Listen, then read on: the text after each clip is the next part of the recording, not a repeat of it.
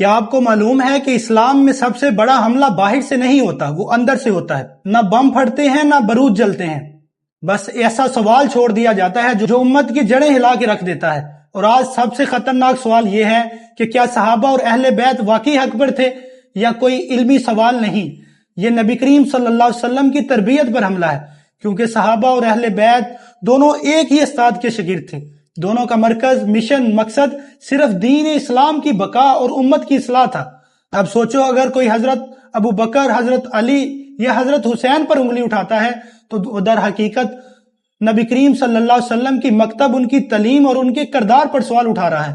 یہ خطرناک ذہن پہلے کیا کرتے ہیں؟